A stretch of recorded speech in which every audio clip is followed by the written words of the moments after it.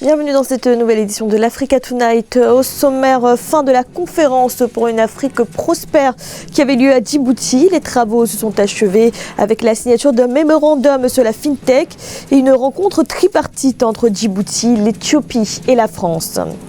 Le Kenya, un exemple en matière de lutte contre la pauvreté. Le pays a réalisé d'importants progrès dans la réduction des inégalités ces 10 dernières années. Une performance saluée par la Banque mondiale. Et le Ghana envisage d'émettre une monnaie numérique. La Banque centrale planche actuellement sur le projet pilote. L'ICEDI, c'est son nom, devrait permettre de moderniser les systèmes de paiement. Mais tout d'abord, réchauffement des relations diplomatiques entre le Soudan et les États-Unis. Un ambassadeur américain sera bientôt nommé à Khartoum, une première en 23 ans. Une décision annoncée à la faveur d'une visite historique du Premier ministre soudanais de transition Abdallah Hamdok à Washington. Abdallah Hamdok venu plaider la fin des sanctions américaines contre le pays. Le Soudan, toujours sur la liste noire des États-Unis comme État soutenant le terrorisme, ce qui l'empêche notamment d'obtenir un allègement de sa dette. Dans l'actualité également, ce nouveau drame de migrants. 58 migrants en moins ont perdu la vie dans le naufrage de leur embarcation au large de la Mauritanie. Ils étaient partis de Gambie et se dirigeaient vers l'Espagne. Environ 150 personnes étaient à bord. Les survivants ont pu être secourus. 83 passagers qui ont réussi à rejoindre la côte à la nage. Les autorités mauritaniennes ont pris contact avec les services consulaires de Gambie et l'ambassadeur gambien est attendu sur place. À Djibouti, la conférence pour une Afrique prospère a pris fin ce 5 décembre. Une dernière journée qui a été l'occasion de signature de conventions et de réunions d'affaires.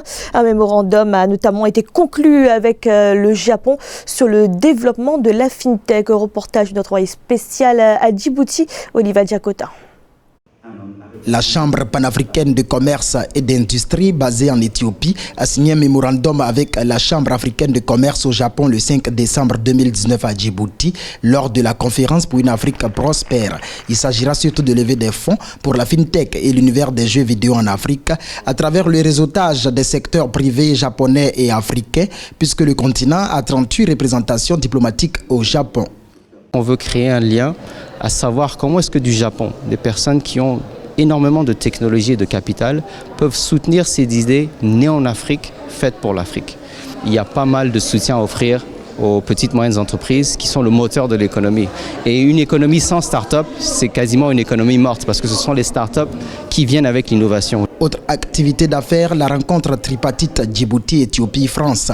Ici, secteur public et privé des 3 pays sont appelés à investir sur le plan financier, technique et même de la formation dans divers secteurs.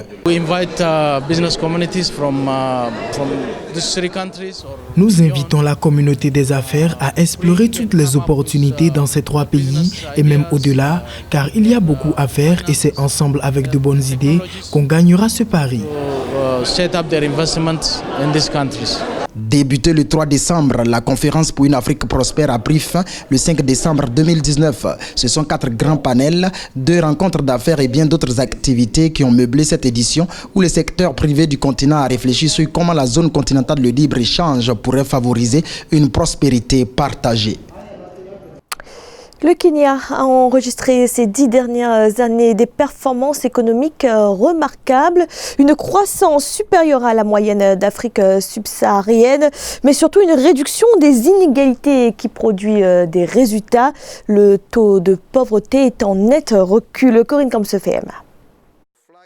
Entre 2005 et 2016, le taux de croissance annuel du produit intérieur brut du Kenya s'est élevé en moyenne à 5,3%, un chiffre sensiblement supérieur à la moyenne de l'Afrique subsaharienne qui est de 4,9% selon la Banque mondiale. L'institution financière estime par ailleurs que le taux de pauvreté dans le pays est passé de 43,7% à 36,8% entre 2005 et 2016, un net recul de la pauvreté qui s'est aussi observé en milieu rural où la population dite pauvre est passée de 14,3 millions de personnes à 12,6 millions de personnes.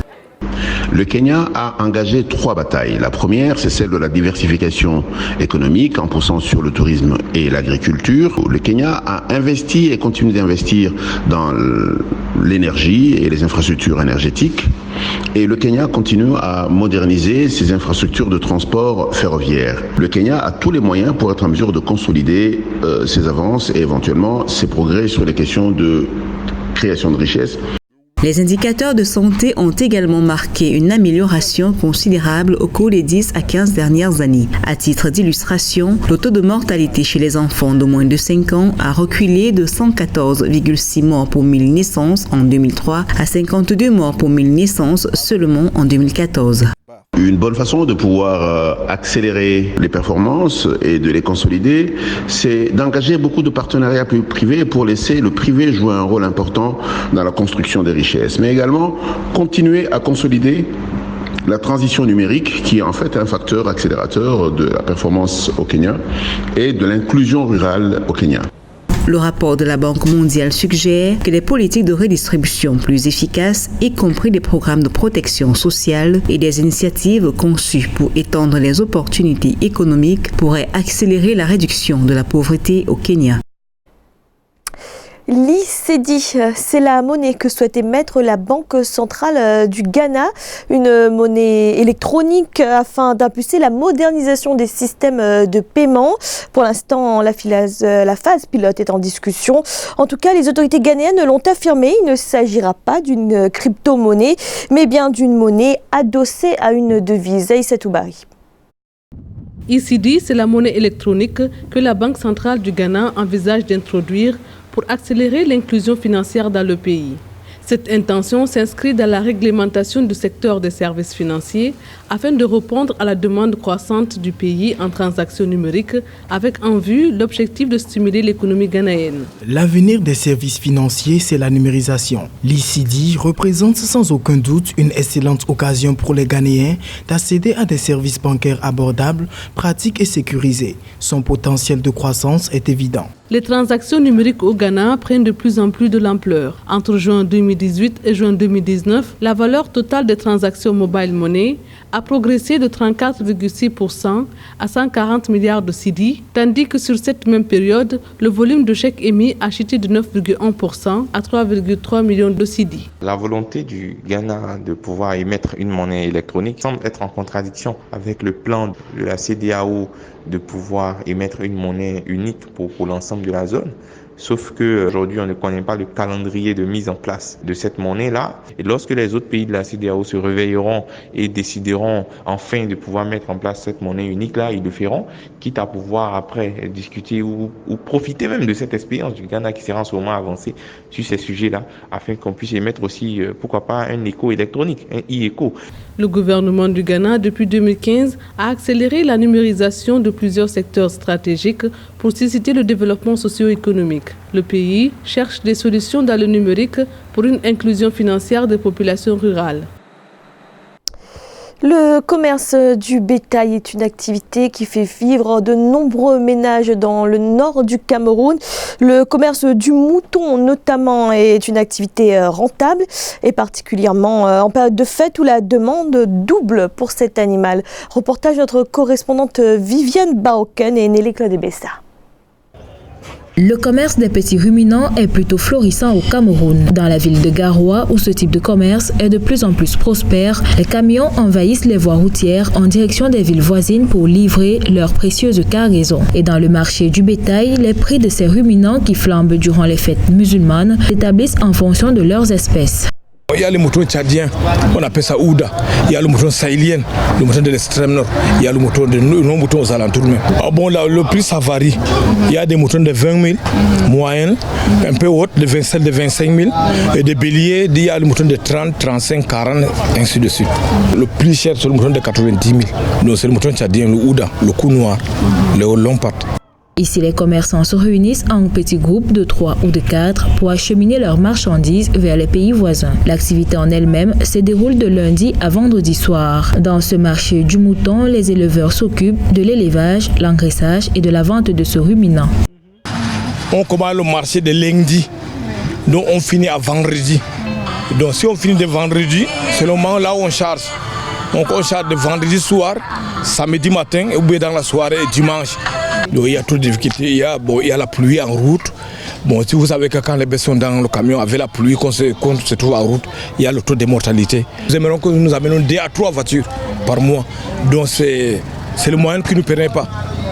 En dépit des difficultés logistiques auxquelles ces commerçants font face, ils estiment que cette activité est lucrative et espèrent voir leur chiffre d'affaires grimper davantage pour un meilleur épanouissement socio-économique. Consulter un médecin sans se déplacer de chez soi, c'est désormais possible au Nigeria, cela grâce à l'application mobile Tremendoc. Les patients peuvent contacter et appeler un médecin à un prix abordable. Une petite révolution lorsqu'on sait qu'au Nigeria, dans certaines régions, l'accès aux centres de santé reste difficile. Ibayako. Faire appel à des professionnels de santé sur une application mobile, c'est tout à fait possible aujourd'hui grâce à Tremendoc. Cette start-up nigérienne de santé a lancé en 2018 une application mobile qui permet à des patients d'avoir un accès virtuel aux professionnels de la santé à des prix abordables. Si j'avais différents médecins sur une plateforme que j'aurais tout simplement pu appeler, je pense que cela m'aurait facilité la vie. C'est de là que vient mon idée. Je me suis rendu compte qu'il y a beaucoup de gens qui n'ont pas accès à des médecins comme moi. À l'aide de smartphones, les patients peuvent prendre rendez-vous et communiquer avec les médecins par le biais de messages vidéo, audio ou de discussions. C'est le cas de Chimel Okenouosu qui décide de consulter un médecin sur l'application Tremendoc. Grâce à une conversation vidéo, Chimel parle à un médecin qui lui prescrit des médicaments pour le traitement. Cela vous évite le stress d'aller à l'hôpital, de prendre rendez-vous et ce genre de choses, alors que c'est plus facile. Il vous suffit de prendre un téléphone et de parler à un médecin. L'accès aux soins de santé au Nigeria peut être difficile en raison du manque d'infrastructures ou de praticiens de la santé qualifiés. Cette initiative a pour but de combler le fossé grâce à une plateforme numérique. L'application Tremendoc compte actuellement 289 médecins sur appel et 15 000 abonnés. Et son utilisation coûte près de 1000 naira par mois, soit environ $3. Les bédéistes de 5 pays sont réunis actuellement à Brazzaville. L'Institut français du Congo abrite la 4e édition du festival Bilili BD. Au programme de ce rendez-vous de la bande dessinée des super-héros, mais des super-héros bien ancrés dans les réalités du quotidien, sans pouvoir, mais avec beaucoup de bravoure. Reportage de notre correspondant Eva Panzo. C'est depuis l'enfance que Yann Kombozi a porté son intérêt pour le dessin. Et grâce à sa formation complémentaire à l'Académie des Beaux-Arts de Kinshasa, ce dernier a progressé et est devenu professionnel de la bande dessinée. Il aborde dans ses œuvres des angles orientés vers la réalité vécue par les habitants de son pays. Mes œuvres, comme vous le remarquez là, c'est inspiré du quotidien. Je suis jeune et je m'inspire de la jeunesse. Je vais pas loin sur mes textes, sur mes illustrations. Je m'inspire de ce que je vois, de ce que j'entends et de ce qu'on peut me raconter. Yann expose ses œuvres au public depuis ce mardi 3 décembre 2019 à l'Institut français du Congo à l'occasion de la 4e édition du Festival international de la bande dessinée du Congo Bilili BD. Plusieurs activités ont été programmées au cours de cette édition, entre autres des conférences, des expositions, des films d'animation, du karaoké et du cosplay pour la clôture. Nous avons mis l'accent, comme le thème de cette année est super-héros du quotidien, de choisir des profils africains et européens pour le moment, qui ont vraiment des valeurs de résilience, de courage, parce que le super-héros du quotidien n'est pas celui qui a forcément des super-pouvoirs. La 4e édition du Festival international de la bande dessinée du Congo a accueilli les auteurs venus de la République démocratique du Congo, de la France, du Togo, du Cameroun et du Congo pays hôte. Notons que leurs bandes dessinées sont exposées jusqu'au 7 décembre 2019. C'était le journal de la rédaction. Merci de l'avoir suivi. Retrouvez dans un instant une nouvelle édition de l'information.